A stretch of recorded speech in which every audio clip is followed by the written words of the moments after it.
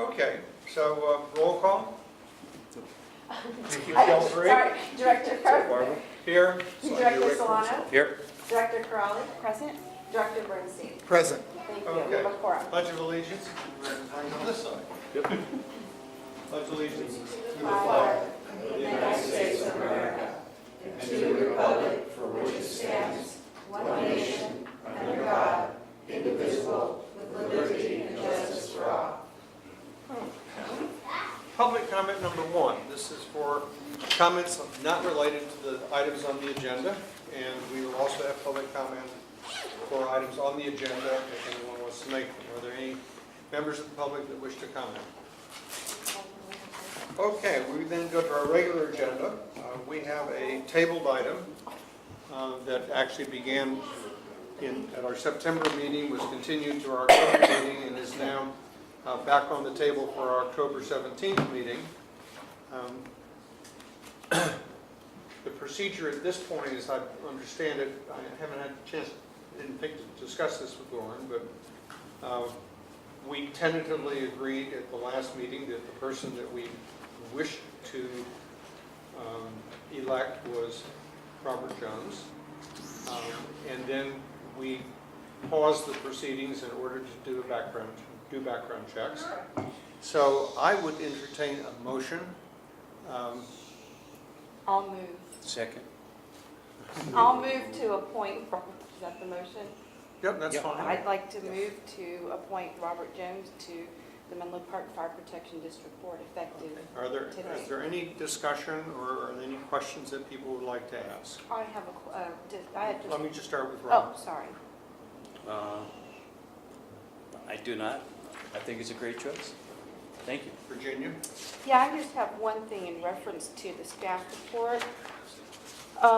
There's this one section in here, it's like the 1, 2, 3, third paragraph, under filling the vacancy by appointment title, where it says, it's in italics, contingent upon a clean criminal background check. So, and I would like this to be in the minutes, that process to do a background check had extensive discussion before we even proceeded to vote on the replacement.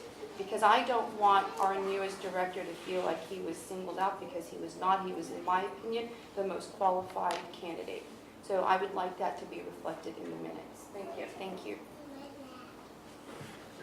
Chuck? I wondered if we could have a report on the results of the background check. Counsel? Yes, so what I wanted to report is that we did 2 different mechanisms for the background check. First, Mr. Jones went over to the East Palo Alto Police Department and requested his own background check. We received results from EPA that he has no criminal history in EPA at all. I also, myself, to protect the information, ran a commercial background check on Mr. Jones, which includes a federal criminal check, and that also came back clear. I just want to make the point that I am the one who made the motion to do the background check. I felt it was required under the law in terms of us appointing somebody who did not have a specific criminal background, and that was the law. And the electorate takes votes and does whatever it does, but we who are appointing, in a sense, are responsible for adhering to the law. So I made that. And I also want to say that I voted for Mr. Jones on all 5 ballots that I voted. So I am a supporter of his, and I'm a supporter of background checks, and I'm willing to submit to them, and it's something that I'd like to maybe refer to a future agenda that we talk about how to incorporate background checks for board members. Well, a couple comments, one of which is that you make statements of fact regarding the law, and I don't believe that the law does in fact require that. Maybe your opinion, but the No, law doesn't. I can clarify on that, because I knew that might be a question tonight.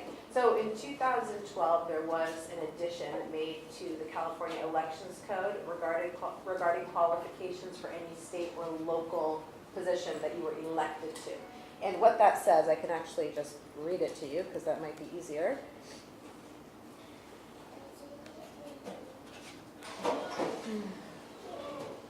Oh, well, it disconnected. Give me 1 second. I can pull it up quickly.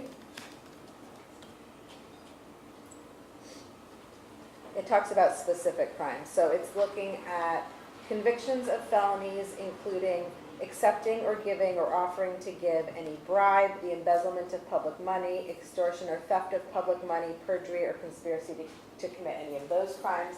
And that was, we did incorporate that into the posting of the vacancy, although this has to do with election to state or local office. So that's for an elected official, not Correct. an appointed official. Yes. Yeah, so, I mean, your point is, I understand your opinion, but I don't think you've correctly stated the law. Well, I beg to disagree. The We have a California, lawyer here, so that's what she gets. I know, but the California Constitution, I believe it's Articles 8 and 9 or 7, 8, and 9, makes certain crimes disqualifications for public office also. That's a fact that can be checked, and is that your understanding as That is my well? understanding, although I don't have that provision in front of me. I can find it if that's something Okay. that you want me to look at.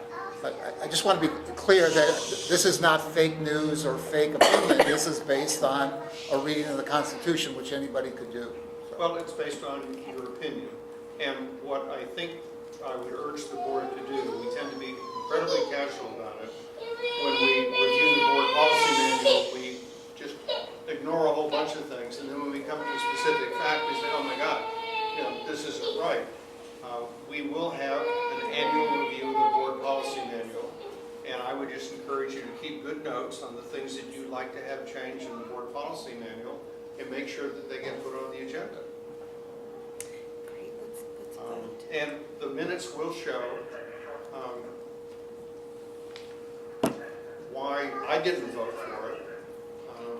The board policy manual provides for that to occur for someone who votes in the negative. If people who vote in the positive want to add comments, they certainly can, provided I provide comments in the negative. If I don't provide comments in the negative, then there's no provision for people providing comments supporting what they did. I'd like to call for the question. There's a All those in motion. favor of calling, or is there a second for calling the question? but again, this needs to be a motion to close Right, discussion. I'm Right, making and a I asked- motion. I asked if there was a I'm second. making a motion to call for the question. Is there a second for calling the question? I'll second it. Okay. It's not debatable. All those in favor of calling the question? Aye. Okay. Then we now revert to the motion on the table, which is to appoint Robert Jones to the vacancy created by the departure of Rex Ianson. All those in favor? Aye. Aye. All those opposed? Congratulations, Robert. If you'd be so kind as to come forward, we will administer you I think I missed the motion and second for the actual appointment. for the I appointment. was the mover Thank and you. Rob seconded. Rob seconded. Thank you. I was the mover for the motion to call for the question and Chuck. That I got, thank you. Peter, do you want it behind the table or in front of the Doesn't table? make any difference. Okay. Well, Pete, it may make a difference if Pete moves. Okay, are you gonna do that? Peter, where's the best place? Near the flag. They might want to swear. Yeah, by the flag looks good, huh? So maybe Robert slip through where Catherine is. If you need to make it a little bit bigger, we can. I've got it. It's down there. It was in the board package, actually. I haven't memorized it, but I do have it in the board package. Thanks, Michelle. Yeah. Barbara, you want to take a picture? I'll send you No, a you just picture, Barbara. repeat after me. Okay. I, I, Robert, Robert Jones, do solemnly swear or affirm do solemnly affirm that I will support and defend that I will support and defend the Constitution of the United States the Constitution of the United States and the constitutions of the state of California and the Constitution of the State of California against all enemies, foreign and domestic, against all enemies, foreign and domestic, that I will bear true faith and allegiance to the Constitution of the United States that I will bear true faith and allegiance to the Constitution of the United States and the Constitution of the state of California, and the Constitution of the State of California, and I take this obligation freely and I take this obligation freely without any mental reservation without any mental reservation or purpose of evasion, or purpose of evasion, and that I will well and faithfully discharge and I will well and faithfully discharge the duties upon which I am about to enter. the duties Upon which I am about to enter. the duties upon which I am about to enter.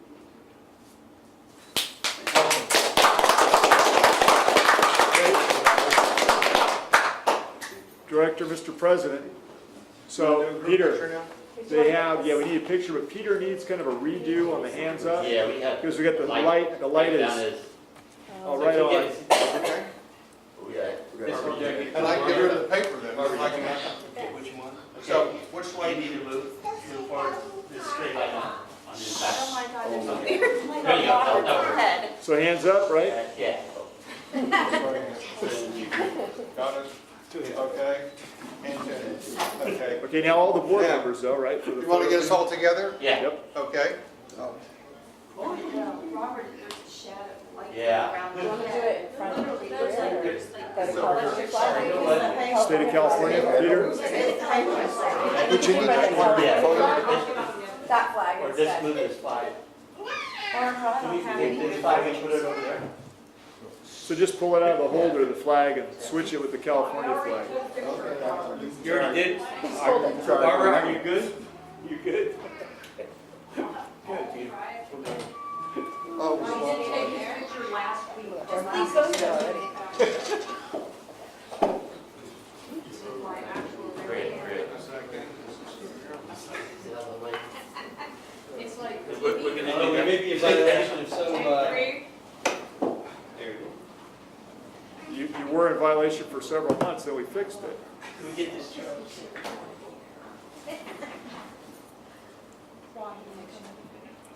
Okay, here we go. 1, 2, 3. Good, one more. 1, 2, and 3. Good, one more. 1, 2, and 3. Good. Okay, thank you. Thank you, Peter. Take the chair at the table, please. You don't have a name yet, but you'll get it. Well, we'll know who you is. You good? You happy? That's who we are. Yeah, but how's the second one? Somewhere? Or you right here? Here's one of the chairs we should move around. That's right. We should see the flag. That'll work, picture. Well, you know, the next time it's reached, well, the next time, it doesn't slow down. Okay. You got it. Okay.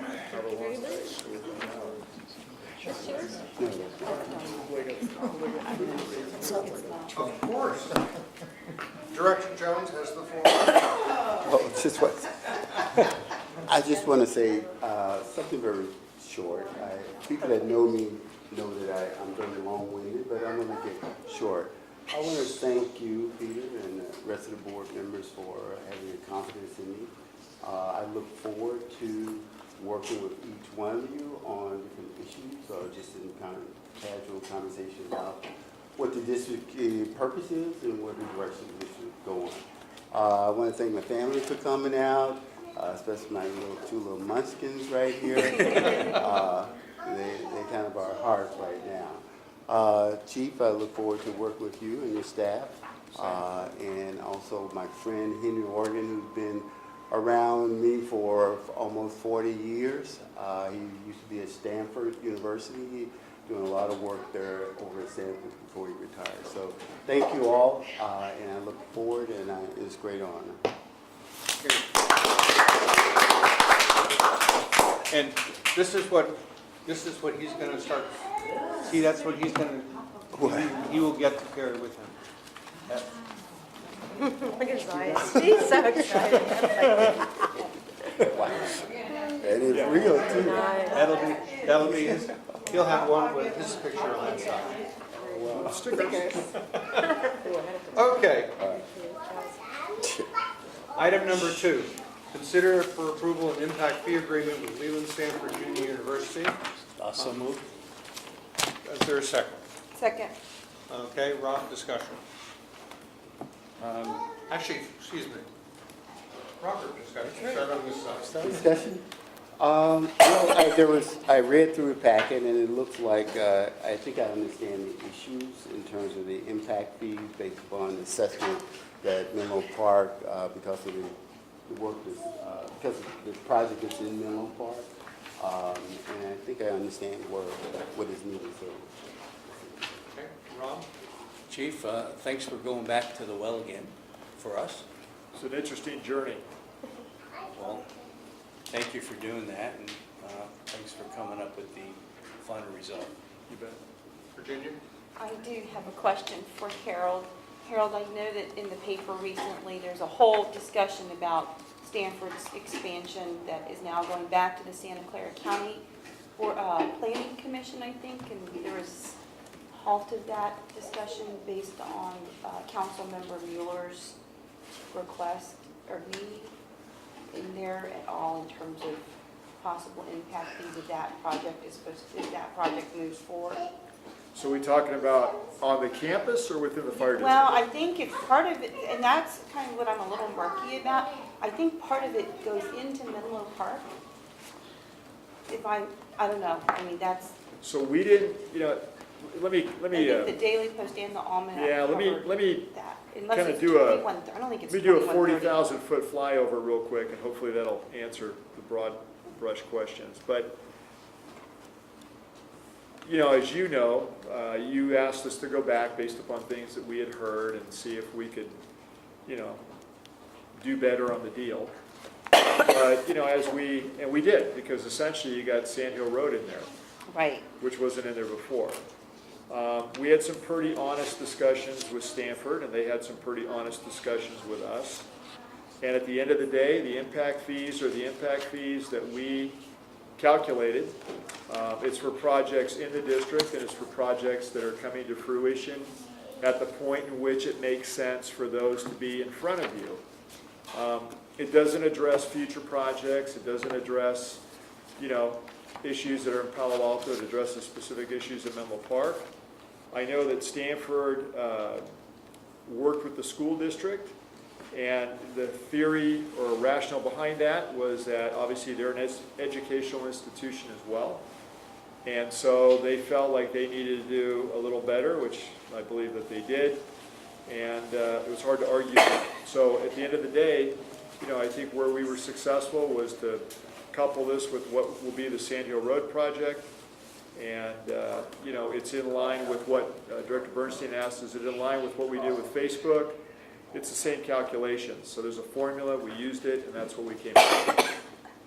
It is different than Greenheart, because Greenheart is based upon property I tax. think it's the one on the campus. It may not spill over enough for us to even be involved, but I'm just wondering if Yeah, it's going again, to we add don't- more of a burden. Well, that would be traffic, so Yeah. we don't, again, the impact fees are for I construction. know. I And know, if but- I could control the roads, I'll take that any day of the week. Well, I'm just thinking of mutual aid or whatever, things that we Yeah, I have to mean- come in for, that's all. I mean, I think we'll have to look at impacts for roadways, but it's separate than the impact fee. Yeah, for this, I get Right. it. But it's something that is now an issue. So, just be aware. Traffic is an It's always an issue issue, every I single know. day, right? Okay. But the city council's dealing with it too, so, thank you. Chuck? I have a couple of my own questions. I want to clarify on behalf of Virginia here. The change that's being considered by the county is that Stanford's development that they had for what they call the eastern part of the campus has been moved over now to the Quarry Lane part of the campus, and or Quarry Road, whatever it's called. And Menlo Park is challenging that because they're saying that's going to change the traffic, and thus the previous traffic study is not relevant, and so forth. I think what you're saying is none of that is relevant to the district at this point. Is that what you were? For this item, yeah, it's not Yeah. relevant, simply because this impact fee for development of the building, right? So, I mean, for this particular item, it's not relevant, but in the totality of circumstance, my favorite legal term, yeah.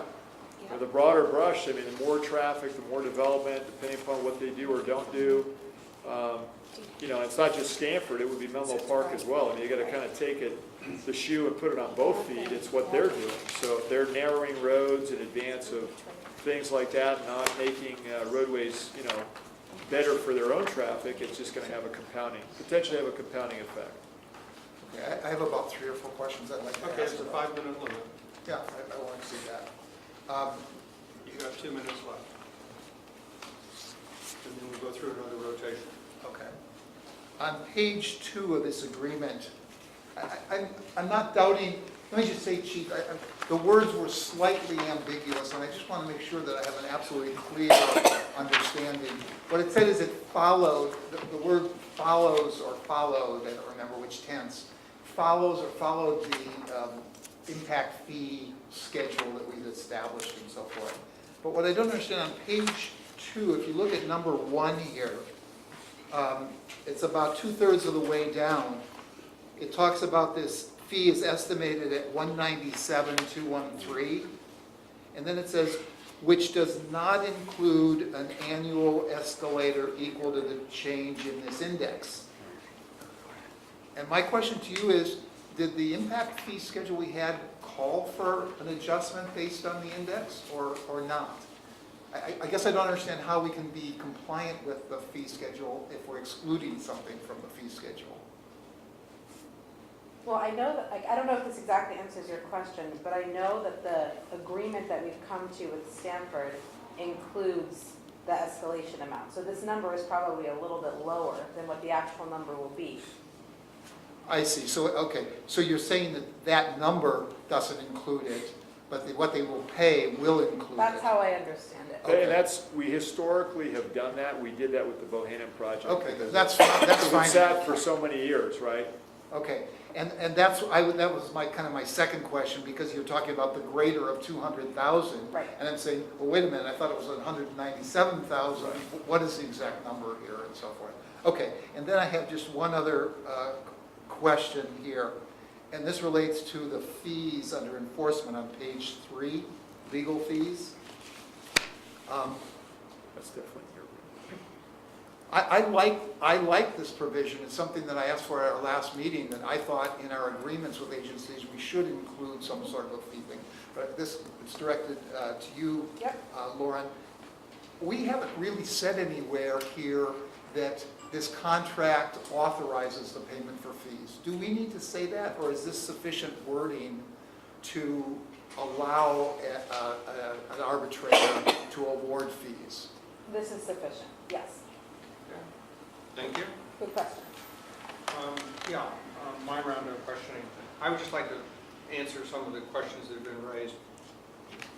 There's been made reference to the Stanford agreement, and that's it's called the GUP, the General Use Permit, which is issued by Santa Clara County, because most of the university is in the county and not in the city of Palo Alto, and most of the development, all the developments on county land is covered by the General Use Permit.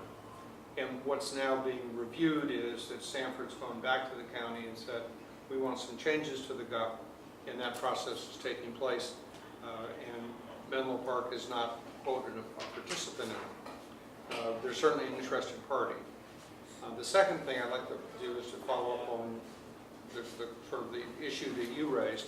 It's important that we realize that we're doing this because the city of Menlo Park failed in its responsibility as the lead agency to address the impact of these projects on our district.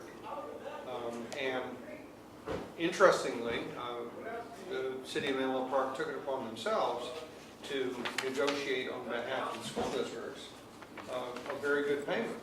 But they basically said, hey, not going to have any impact on the fire district, which is just patently false. But that's the falsehood that they continue to perpetuate. They did that with Facebook, they're doing it with Stanford, they did that with Greenheart. The law is pretty clear that a lead agency has the obligation to look at the impacts on all of the agencies. And that's why the word lead agency is used. It's not sole agency, it's lead agency. And the city of Menlo Park failed to do that. And it's only by virtue of the work that the chief and Tim have done to negotiate these things that we get anything. Otherwise, we would be just sitting out in the dark. So those are my comments. Second round of questioning, do you have any additional questions? No, I think it's been answered. Well, no, there's one other. Will there, I know the impact fees are just a one upfront fee that comes in. And I assume, and forgive me for my ignorance, that like with the cities, you know, the money comes in as far as through property tax, correct? Yes, So but this is an unusual situation. this is unusual. Okay. Right. So there's no, once we get this one fee, there's no ongoing Yes and no. Yeah. yes and no. These two projects are mixed in terms of, one of them is going to be partially used for academic purposes and hence not paying property tax. And other portions of it will be used for what are considered unrelated business income, unrelated to the academic activities. And on those activities, there will be property taxes. So Stanford is in a somewhat unique position of being able to unilaterally determine whether the land is being used for academic or non-academic purposes.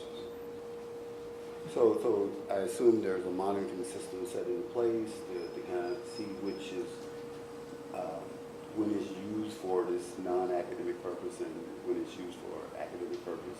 Correct. To my knowledge, Yeah, they'll watch, you know, how much is commercial space, and we've actually had the discussion about, could it switch at times if they have more, you know, housing for staff and maybe students, I don't know, but typically staff. And the answer is, you know, they're going to self-report. And we had a long discussion about that because that was really what put us back at the table. The realization that that's a significant loss of revenue. And, you know, it's unusual, but it's not unusual for, you know, an educational institution. And I think in fairness to them, because they've actually been a pretty good partner on a lot of different things. They allowed us to use a building on El Camino for a number of years as a temporary facility. If we had to rebuild Station 6, you know, it turned out that it went longer than, you know, we could use the property. But, you know, they were very fair about that. So there's been that relationship with them for a long period of time. And, you know, they also reminded us that what they originally proposed for the property was different than what ultimately, when the community weighed in, happened. There was a lot more commercial use that they originally proposed than at the end, so. okay, Rob? Pass. Virginia? I'm done, thanks. Chuck? Yeah, I had just a couple more quick things. Lauren, coming back to the arbitration clause Yeah, that's we in look at here. it. Again, it's on page 3 under the enforcement. And I don't have a concern about this, I'd just like to understand while it's in front of us. Do we have the same enforcement paragraph with those other agents, I mean, the other companies that we've dealt with? I believe we do, but I would have to look at them to tell you at 100%, but I'm almost positive that this was based upon those agreements when Tim put these together. So I'd be surprised if they didn't, and I can find that out for you if that would affect your vote tonight. No, it doesn't affect my Okay. vote. I'm just looking for something that we could use in the future, and I'm just wondering how sort of stable this is, or if this was something that Stanford proposed. I don't know the answer to that because Tim had that conversation. Arbitration in an enforcement provision is not necessarily standard. You know, there's a lot of pros and cons to having an arbitration clause. I'm sure that this one was discussed between Stanford and our office, Tim, but I don't know if I would recommend an arbitration clause being a standard provision in our agreements. That's not always beneficial to the district. No, I understand, and there could be disagreement, but that's something that I've been encouraging or something. Do you know if this JAMS end dispute procedure is commonly used? Yes, it is. GEMS is the go-to. Okay. Yeah. And then I just have a comment, and I'm actually pleased by the agreement. I think it's right.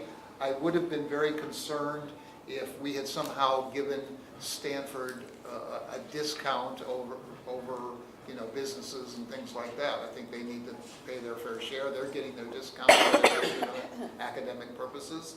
And so anyway, I think you did a good job on that. So thank you. Good. Well, just to, again, to be fair to them, there really wasn't a hesitation up until the point where we went back and, again, had some face-to-face discussions, but, ultimately, I think reason won out. And, again, we came back with the Sand Hill Road. I think the fire district has to stand up for itself. It has what it considers a fair schedule. We're not out there like beggars with, hands out, just taking what we can get. And had it been less than what we normally would get, I'd rather walk away from it and let them worry about us disputing the development. Well, and you realize that when, Steve Elliott, when we're in a room with Steve or on the phone with Steve, that we're not the only person calling him. So there was a cascading series of phone calls, I'm sure, and meetings after the school district article came out. And, again, I think, when you get beat up a little bit and you're on the ropes, I mean, it took a while to kind of get back to a level of we're not really trying to pull one on Stanford. We obviously want to make sure that it's fair to the fire district. And again, to Stanford's credit, I think we worked out an amicable, straightforward, just how we'll deal with everybody else agreement. Okay. Anything? Okay, my final comment is to recognize that we are somewhat unique. Look, for example, the sanitary district. They have this wonderful thing called connection fees. And so when somebody builds something, it doesn't make any difference whether it's academic or non-academic or anything else. They get charged connection fees based on the amount of sewage that is estimated that they're going to produce. And no one ever talks about that. I mean, there's also school construction fees that go to the school district. We are probably the ones that get the least in the way of impact fees, even with what we've negotiated. The sanitary district's got a great setup where it's just underneath the radar, and it's just a flowage fee, and then boom. And their comment was, well, we're not making any money because we're just paying somebody else to increase capacity. But the fact is that it is exactly identical to what the fire district does. We're saying, you're creating a demand, an increased demand on us, and there needs to be some way for us to take care of the capital costs associated with that versus the operating costs, which are perceived as coming from property taxes. So, Can I ask a Yep. question? Are those connection fees you're speaking of, are they ongoing fees, or are they only one-time fees? Or well, the sanitary district has a connection fee, which is the one-time fee, which is the fee that's required to increase their capital capacity to accommodate the increased load on the system. And then there's ongoing fees on a yearly basis. So the two are very different. The school construction fees are the same way. The school district, and it's actually administered through the Sequoia Union High School District. It gets an impact fee on construction, and then it allocates that impact fee between the high school and the local elementary schools. And that's a capital impact fee, and doesn't have any relationship to then every year the property taxes that goes to the school district.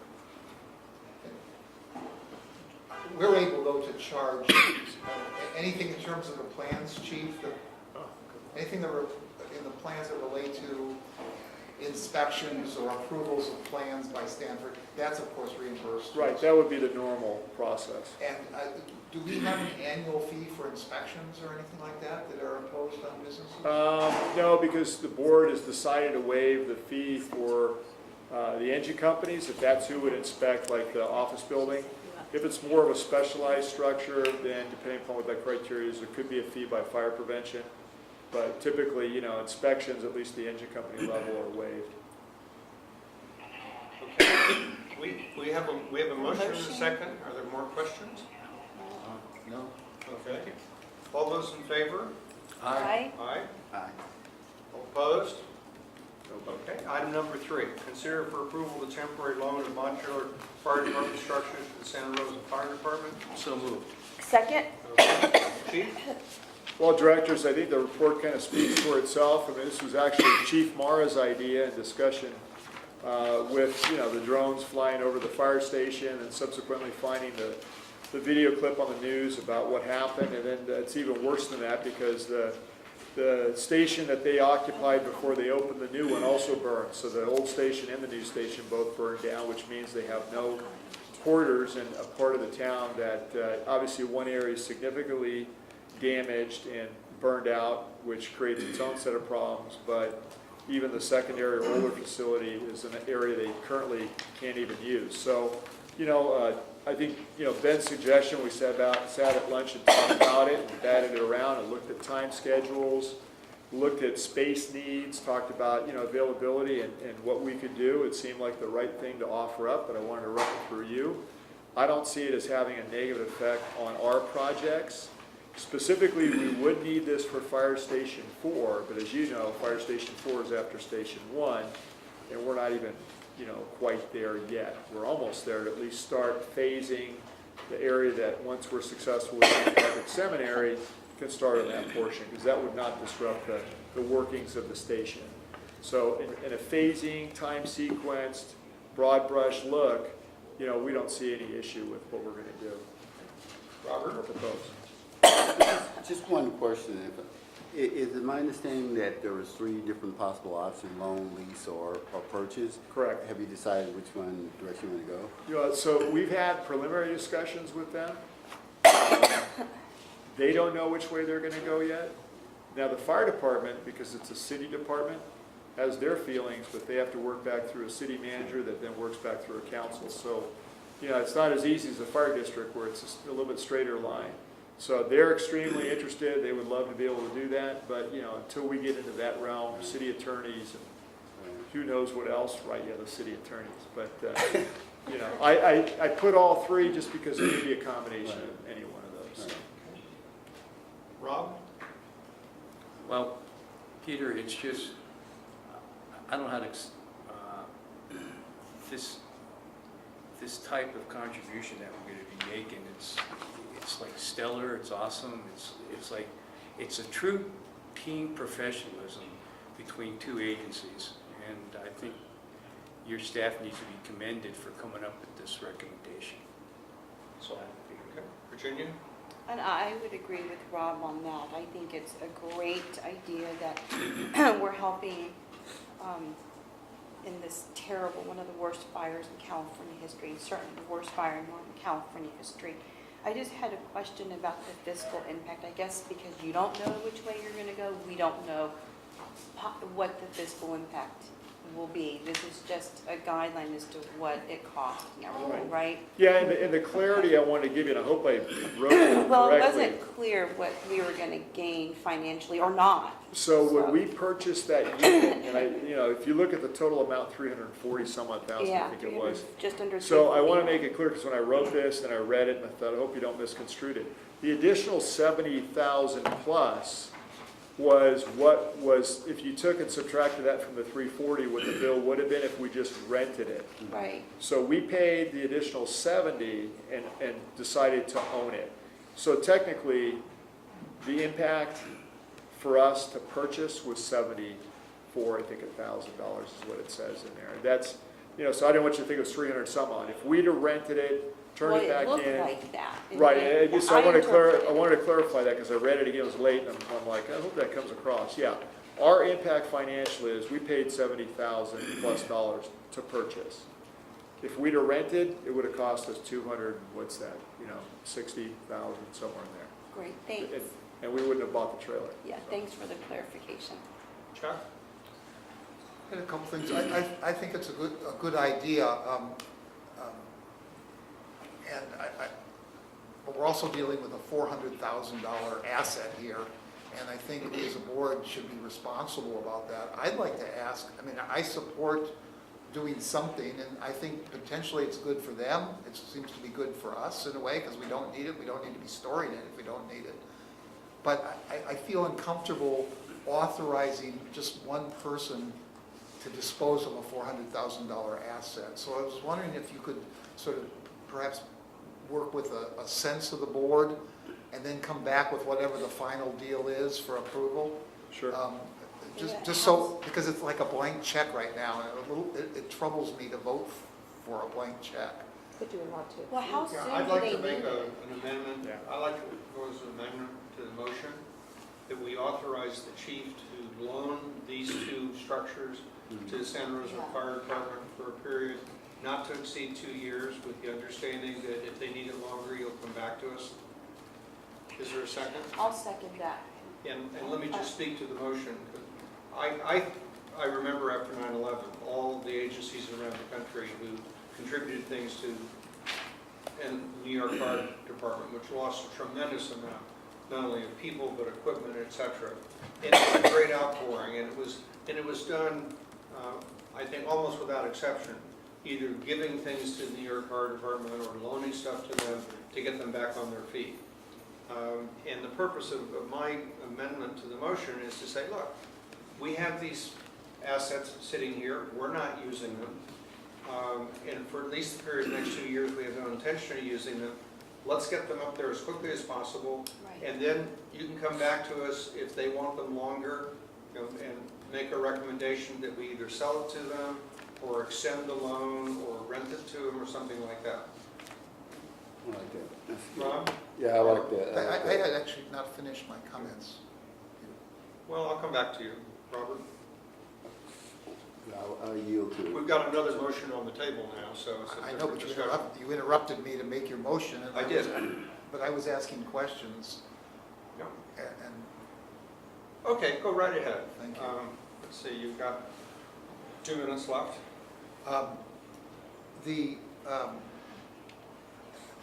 I wondered if you could come back to us about something that I was a little concerned about, just about this history of that Station 5 that they have up there. They built this brand-new station, and then they were unable to occupy it because it didn't meet ADA requirements. And apparently some law changed in the last year or two, and I just want to kind of be reassured that we're not risking the same thing, or whatever problem they ran into wouldn't come back to haunt us. That's one thing. The second thing is, I was just astonished that this brand-new, presumably fireproof station was reduced to a pile of melted rubble, completely destroyed. And I'd like to also try to avoid that happening to us in some sort of catastrophe. So, Well, two good points. So the not able to occupy, I know that the crew was in there looking for their uniform items. So they were in there. You know, the rig was out, but their dress uniforms were in there, so I'm assuming they were in the station. So whatever issues they had with ADA must have been resolved at some point, because they weren't occupying the station down the hill, which is the one that also burned. So they were in there. In terms of, you know, what happened at the fire station, I think we all want to try and figure that out. We've actually, you know, been looking at that, trying to understand it. Could have been, you know, water supply issues with all the homes that burned, and, you know, valves burning off or water free flowing and being uphill, and, you know, who knows, power that went out, pumps that didn't work. I mean, there's all kinds of things that could have contributed to that.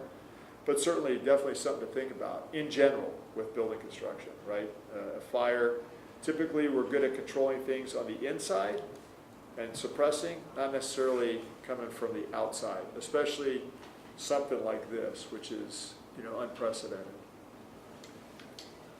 I'm done. Yeah, I would just like to make the point, you know, having looked very carefully at the before and after photos, you know, people just need to understand, and I circulated to the board and other people some recent articles on the impact of these wind-driven fires. It is virtually impossible to build anything short of a bomb shelter that would survive that kind of a conflagration. What happened in the Coffee Park area of Santa Rosa, jumped 6 lanes at 101 and wiped out every single house. And it did it by, the embers were wind-driven. A number of the houses caught fire. Those houses themselves became ignition sources. And a house has a tremendous amount of combustible material in it. And so that basically just led to a conflagration. And when it gets that hot, some of you may remember in the Oakland fire, there was this wonderful house that was still standing hours into it. Everything else had been destroyed. There's this one stucco house that everybody was cheering for. And they had all the cameras on, and suddenly the thing just exploded from the inside. And the reason was the heat through the windows finally got to the furnishings inside the house and raised them above their combustion point, and then the house burned from the inside out. George Bernstein raised an interesting question. If we do loan them to them, I would hope that we would make sure that if they're lost in a subsequent fire, that they're covered by somebody's insurance, either ours or theirs. Okay, we could bring that up. Okay, so any more questions? Rob, second. Robert? Virginia? Yeah, so Harold, how soon do they need this? If, Probably, I would say well, pretty today would be immediate, great, but, you know, right. they realize that to prep the site, that they're gonna need about a month. But again, they have a lot of things, if you watched the news Yeah. last night, they're dealing with a lot of things at the Yeah. council level.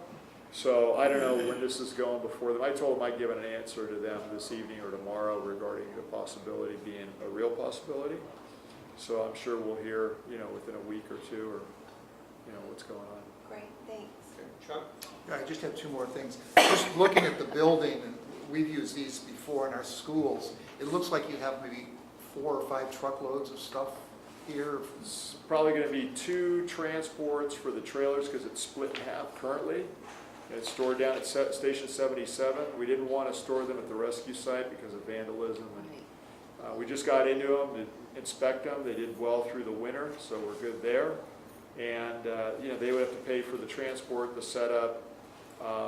They'd be responsible for the hookups to the sprinkler. All those things are on them. And then the tent structure is probably, with all the lighting and everything, you know, a flatbed truck. And that's stored in the rail car inside, so it's in good shape. Okay, well, I just wanted to be sure, because I mean, we're talking $5,000 to $10,000 of transport potentially, Yeah, it's, depending whether they do anchors on these and all that. and that would be That all would on, them. yeah, all on them. Okay. And the only other thing I was going to say, and this is kind of tailing on to Peter's comment, just out of fairness, I guess I sort of assume, if there were some sort of reimbursement for the use of this or something to them from FEMA or some other agency, I assume that they would in some way share that with us. I mean, we don't have that in place. I think it Yeah, would, we could ask, I mean, Well, it just seems reasonable that, again, if they get money for it. yeah, it's not meant to beyond be a what they pay- windfall, Right. right. Yeah, and I'll bring that up too. Okay, thank you. so there's a motion on the table, the amended motion. Actually, the amended motion. Yeah. Any further discussion? How can you vote? All those in favor of the amendment? Wait, we need a second. I made the second. Peter made the amendment. Oh, I didn't hear the motion. second, thank you. Okay. I made the second. Thank you. And you understood the I have it too, yeah. essence of it? 2 years. All those in favor? I Opposed? Okay, moving all along. Public comment number 2. Yes, sir. Good afternoon, folks. I'm Tom Frussing on the CERT Executive Board, and privileged to be so. First of all, I want to congratulate the Fire Board for making what I consider a politically prudent and very wise selection of Robert Jones. And on behalf of the Executive Board, I'm very proud, because he's on our board, that you're joining the Fire Board. So congratulations, Robert. Thank you. Oh, there is another one. Pardon? I have a question. The question is, I sit on these different committees. One is the executive board, and the other is community. I don't know how they all interplay, or which one I should be on, or which one I should resign from. Not this one that I just got here, Please. but the other two. But I think there's been some conversation going on, so I'm gonna need some direction. on Are that. any of your other boards public agencies? No, they're just the He's on the executive board. executive sir. board of CERT. It's not a public agency. It is Yeah. Not a public agency, but it's a subordinate agency in certain respects to the fire district. It's a- Yeah. I mean, I don't think there's any incompatible office problem, but let's talk after the fact, and we Yeah. can make sure that Sure. everything Do you is want in to- order. Yeah. do you So want another as a comment? practicality though, those in the past have not had Uh-huh. board members on them, so that it can be a representative from the community, because it's a seat, right? Okay. So and if we need to make a recommendation, we can do that. And on board assignments, there is a sheet that you worked on, assignments from last time, so, that Robert's. Yeah, we will talk, And that's- do you have another The comment? next information item is the updated board committee liaison assignments. I have a comment upon that, and I think we maybe have to agendize it or something, but I'd love to see us have a liaison to the CERT board, and Robert might be an excellent candidate for that position. Well, that would be an amendment to the board policy manual. There's a section on liaisons. And we can do that at any time, but it is a two-meeting procedure. We normally do it in the spring. There's no reason why we couldn't do that over the course of the November, December meetings, if that's the pleasure of the board, that we amend that to include that liaison. Yeah, So, but we can't do that today, so. no, we can't, but we do have to go through a two-meeting Process, procedure yeah. to make that change. Is there some way I can make a motion to put that on our agenda? I don't think we need a motion. I think typically what we do is, in these meetings, we give direction to staff. And so the way we put agendas together is that the chief, the vice president, and I meet a couple of weeks ahead of time. Any items that have been suggested by other people, Michelle usually does a pretty good job of keeping track of what's said. Let's deal with this at this board meeting, etc. So we've got some things that have accumulated over the last few months that will undoubtedly be on the November agenda. And I would just suggest that we put this on the November agenda. That's what you're saying too. Yeah. Because it's something we want to deal with. My thought is that we want to deal with this more urgently than the annual review of the board policy document, which comes in the spring. Now, in the spring, one of the things, as I mentioned earlier, is there has been expressed some concern about the lack of clarity and detail regarding the procedure for appointing somebody to a vacancy. So that's the kind of thing that in our annual review, I would encourage people to look at and say, do we want to elaborate on that in the board policy manual? But that's not something we have to do quickly, presuming we don't get another vacancy. Okay. Upcoming events, committee meetings, 100-year nighttime tower show, October 27th. Friday night. Hope to see you there. What time? Wait, so What time was it? Peter, 6:30, it's gotta be dark. I Are we what? yeah, so item 4 I know is information only, right? So I just wanted to make sure that Robert knew that. Yeah, I've already He's added on. him in. Perfect. Yeah. And the Yeah. firefighters have said that you're welcome to have dinner here tonight. It starts at 5, but they need the room at 5 o'clock. Yep. Okay. We're I'll gonna move to adjourn. well, just, what time Oh. is the tower show start? 6:30 to 8:30. Okay. We need the darkness. Sorry, Yeah. Peter, I thought you And wanted. the other thing that sometimes things don't show up that are absent, you will note that Stephen Nocktime is no longer on the finance committee. I extended an invitation to him to return to the committee. He declined. So one of the things I would encourage us to think about, looking at the really wonderful array of candidates that we had for the vacancy, we've appointed a couple of them to committees. And is there someone from that group or some other group where we can get a citizen representative for finance? And I would welcome recommendations from other members of the board on that. Well, I would actually recommend Scott Barnum if he's willing to do it with his background, or Sean Fowler. They both have excellent backgrounds for this, but I know Sean's on the strategic plan, just something to consider. And we could Well, switch it up too. Let me know which, and then we'll put this item back on the agenda for the next November. meeting. Perfect. And then, based on what input I get from people, I'll make a recommendation and then we can act on it. Great. Okay? Chuck? Yeah, I think that's fine, I agree. But I would like to see us put on a future Human Resources Committee agenda, the formalizing of an appointment process to these for these resident representatives, just so that we have a process. It's not for tonight, but I think it's worth formalizing the procedure. Well, I thought we talked about doing that in conjunction with the board policy manual. Well, We the may H- well have. Yeah, so now I'm the chair of the HR No, committee. I'm sorry, let Oh, me be clear. sorry. When we were talking about procedure, I thought we were talking about appointment to the board as a And procedure. what were you speaking about just now? I'm talking about appointment as a resident representative on one of the committees. Yeah, so that's something that I would like to do, but I don't think that, I mean, Robert has to get his feet wet first, so let's, Yeah. I'm not even looking at Yeah, an but HR committee. essentially what we've been right doing is now. sort of doing that as a committee of the whole. Yeah, no, I get it. The president comes to the board with a recommendation. Everybody has the opportunity to, we could probably make a more elaborate procedure, but recognize that a few years ago, we didn't have citizen representatives. We were taking one step at a time. And let me say, my comment doesn't relate to the fact, we don't have a problem, we haven't had a problem. My goal would just be to avoid any future problem where somebody Well- felt left out. I mean, this is something I've been concerned about, but again, this is something we can discuss later, so.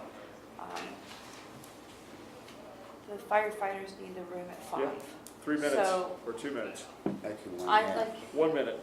yeah. Should I make a move to adjourn? Second. All those in favor? Aye. Thank you.